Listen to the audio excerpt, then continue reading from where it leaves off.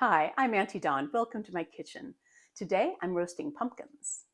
What we generally call pumpkins here in America are actually a wide variety of winter squashes. One of my favorites is the sugar pie pumpkin. Canned pumpkin is made with a winter squash called Dickinson pumpkin. It's rather large for a home cook to handle, and it has, like other winter squashes, has a very tough rind that can be difficult to get through. They're all members of the cucurbit family, which includes zucchini, cucumbers, gourds, and melons. I start by washing and drying my pumpkins thoroughly.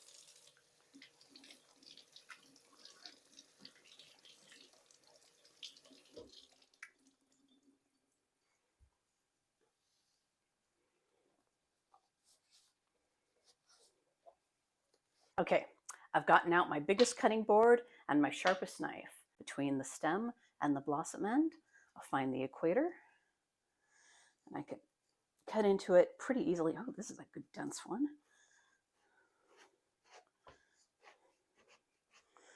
And slice through. Now I'm gonna scrape this out. Now the structure here, the structure around the seeds really wants to cling onto the flesh. So I'm really having to work and scrape with a good sturdy spoon to get it away. Once you get it scraped off in one place, it's much easier than to follow that line around. It smells like Halloween.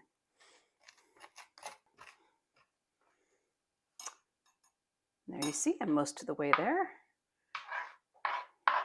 Still got a bit around the edge here.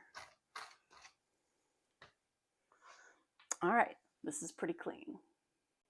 Now that my squash are halved and cleaned, I'm going to open the window and turn on the vent fan and turn on the oven to 400 degrees. The next step is to lightly oil and salt them. In each half,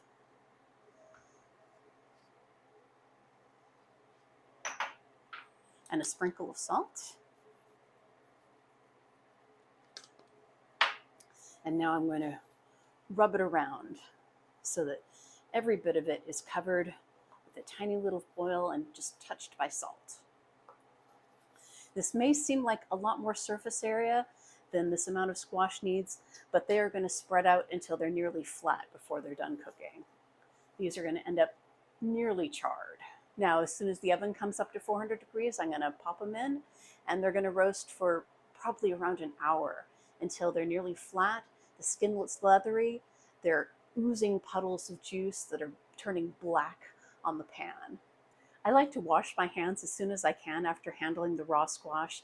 It feels like there's a little something in the juice that kind of wants to eat away at the skin on my hands. So I get them clean right away.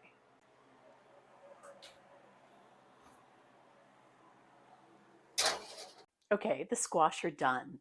You can see that they've gotten all squishy, and they've tried to kind of flatten out against the pan. And they've left some residue here on the pan that's getting dark brown, and the skins have gotten leathery. So at this point, we want to let them cool down before I handle them extensively, because it's really easy to burn your hands on this hot pumpkin. So what I'm going to do is just start to separate the pumpkin from the rind.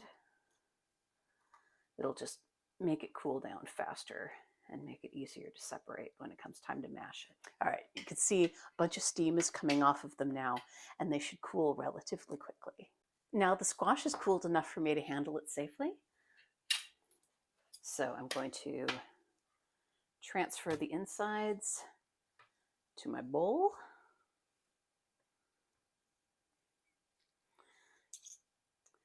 And this is when I get out the masher.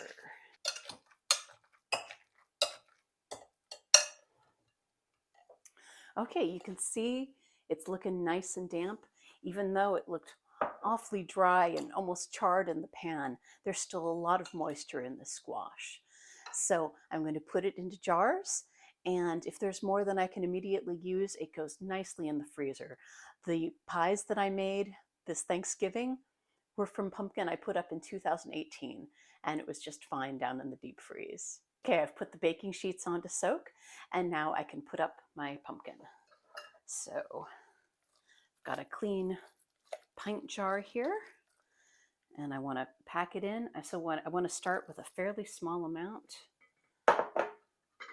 and then push it down into the bottom, making sure there aren't any air spaces left, because that's what will get freezer burned first. Pumpkin still has some water in it. It's not like chicken stock where you need to leave a lot of head space in it before freezing, but I definitely want to leave a good bit of head space to allow for expansion. And I want to smooth down the top as much as possible. That means there's less contact between the vegetable and the air, the cold air, which is what draws the moisture up out of it and gives it freezer burn. So I want to wipe down the rim, both on the inside and the outside, because any of it that's just sticking to the edge of the jar is going to tend to get freezer burned. So I always label my jars with what's in them and when I put them up. So pumpkin, December 2022. This squash is very tasty as a side dish with a little bit of butter and salt and pepper, but I mostly use it for my pumpkin pie filling. It also makes a really nice pumpkin bread. Let me know down in the comments if you'd like to see my recipe for that.